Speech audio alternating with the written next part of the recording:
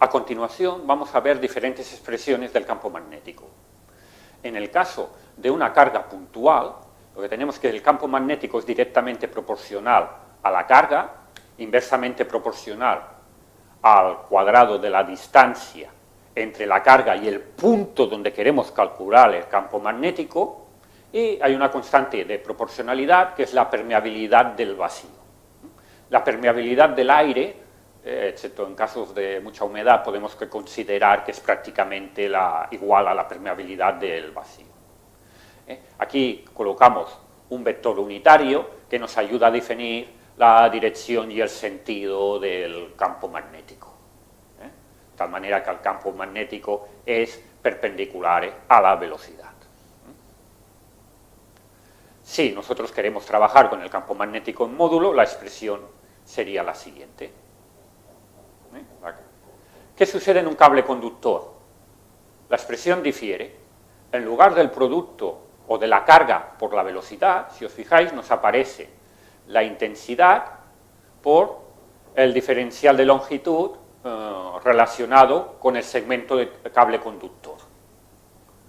Si tuviéramos un cable conductor extenso, tendríamos que hacer la integral de esta expresión. En la mayoría de los casos, no obstante, analizaremos solo el efecto de un segmento rectilíneo. A continuación vemos expresiones concretas en casos específicos. Por ejemplo, a una distancia r de un conductor rectilíneo infinito. ¿Cuál sería el valor del campo magnético? O en el centro de una espira circular de radio r. O en el centro de un solenoide, como una bobina, de n espiras y longitud L. Entonces, en casos concretos, para calcular el campo magnético, tendríamos que utilizar estas expresiones, pero que en el fondo se derivan de las expresiones que están en la parte superior de la transparencia, sobre todo la del cable conductor. Vamos a realizar algún ejercicio.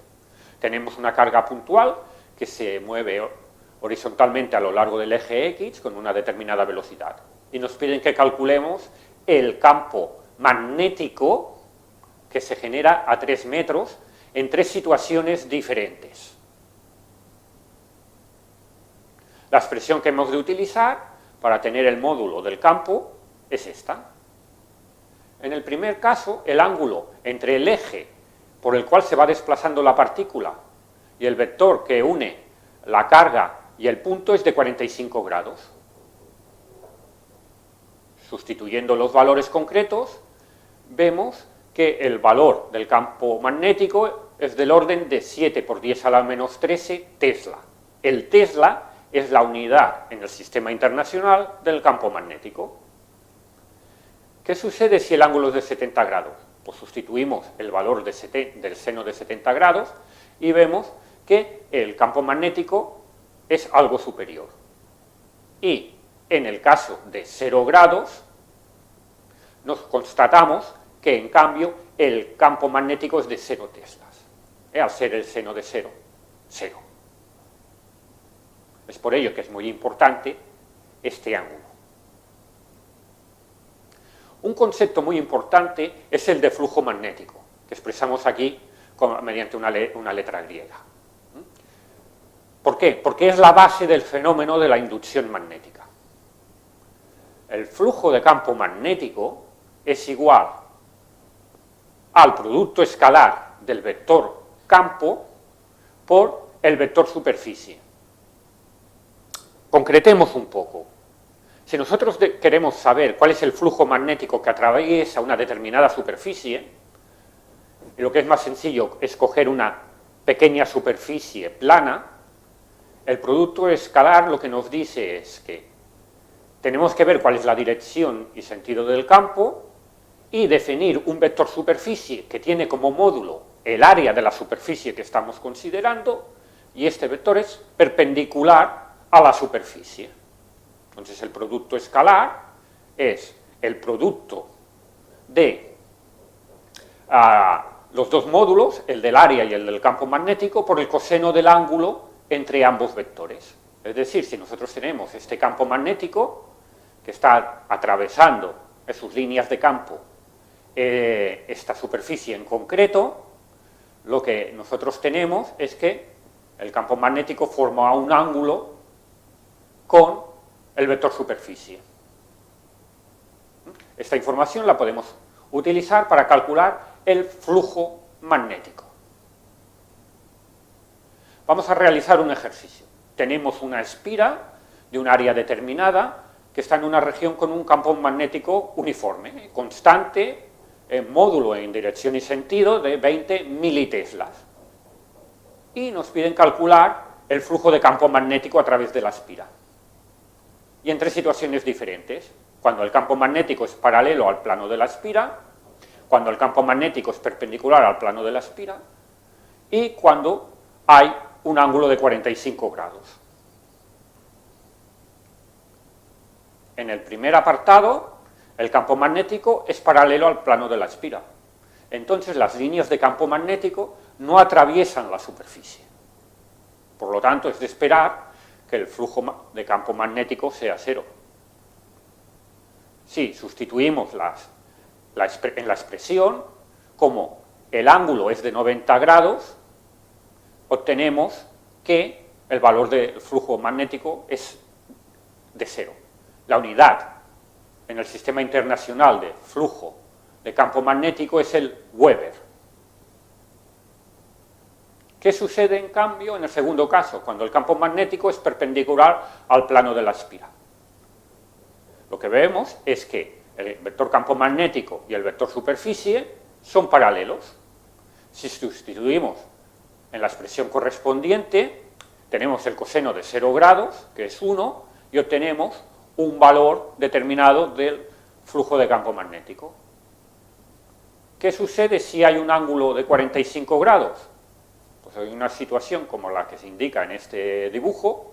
Si sustituimos los valores, vemos un valor del campo magnético, perdón, del flujo de campo magnético, pero evidentemente inferior al que hemos calculado cuando el campo magnético era perpendicular al plano de la espira. Un aspecto importante también a tener en cuenta en el caso de la inducción magnética es el de la fuerza electromotriz inducida.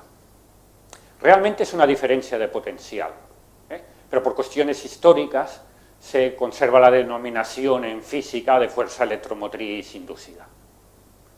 Básicamente la idea es que si el flujo de campo magnético que atraviesa un dispositivo eléctrico, un circuito o cualquier otro sistema, lo que sucede es que se induce en el circuito una diferencia de potencial denominada fuerza electromotriz que se opone a la variación del flujo magnético. Es decir, los sistemas físicos tienen la tendencia de intentar conservar, dijéramos, la situación de flujo magnético. Inicialmente, si varía el flujo magnético, se generan corrientes eléctricas y diferencias de potencial para intentar contrarrestar esta variación, como mínimo durante un tiempo. Y eso es la base de la corriente alterna. La expresión es la siguiente: esta diferencia de potencial, fuerza electromotriz, está relacionada con la variación temporal del flujo de campo magnético. El signo negativo lo que está indicando desde un punto de vista físico es esta oposición al cambio de flujo magnético. Es decir, se intenta generar con esta diferencia de potencial un flujo de campo magnético en sentido contrario para intentar contrarrestar la variación de flujo. En el caso que tengamos un sistema con un solenoide con n espiras, pues se introduce el valor de n multiplicando, que sería el número de espiras. Si no, con carácter general, sería igual, con signo negativo, a la variación temporal del flujo de campo magnético. ¿De acuerdo? Si nosotros conseguimos, dijéramos, que esta variación del flujo del campo magnético siga una función seno o coseno, y eso lo podemos hacer haciendo que, por ejemplo, el conjunto de espiras giren bajo la acción de un motor, la expresión que tendremos es la siguiente, y la derivada de la función cosenos es la función senos, de tal manera que tenemos una relación entre la fuerza electromotriz inducida y la velocidad angular del movimiento de rotación de la espira. Este movimiento de la espira lo podríamos inducir con un motor eléctrico externo. Tendríamos nosotros que el campo magnético puede ser generado por un electroimán y tenía la dirección y sentido que se indica en este esquema, y entonces se iría generando en las espiras, o en el conjunto de n espiras, una fuerza electromotriz que variaría en el tiempo mediante esta expresión. Un caso concreto sería que tenemos un generador de corriente alterna formado por 150 espiras que giran a 300 revoluciones por minuto en una región de campo magnético uniforme de 0,4 teslas. Fijaros, en este caso lo que está variando no es el campo magnético, está variando el flujo de campo magnético como consecuencia de que hacemos girar las espiras que están en la región donde hay campo magnético. Evidentemente, otra opción, en otro ejemplo, sería variar el campo magnético.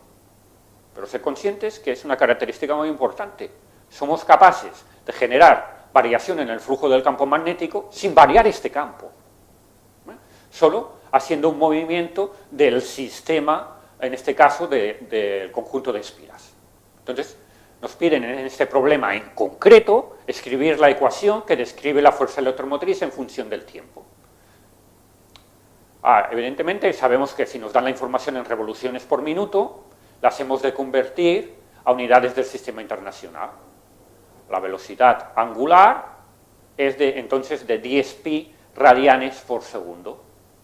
Una vez tenemos esta velocidad angular, nos vamos a la expresión de la fuerza electromotriz en el caso que tenemos n espiras y sustituimos los valores concretos. De tal manera que vemos que la ecuación que describe la fuerza electromotriz en función del tiempo en este problema concreto es la que tenemos aquí remarcada. Nos piden además calcular el valor máximo. Ningún problema. ¿Cuál es la variable respecto del tiempo? ¿O qué es lo que varía con respecto del tiempo? La función seno.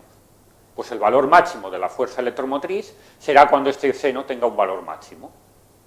Sustituimos y evidentemente el valor máximo de la fuerza electromotriz, que es una diferencia de potencial y por lo tanto su unidad en el sistema internacional es el voltio, es de 1,2 pi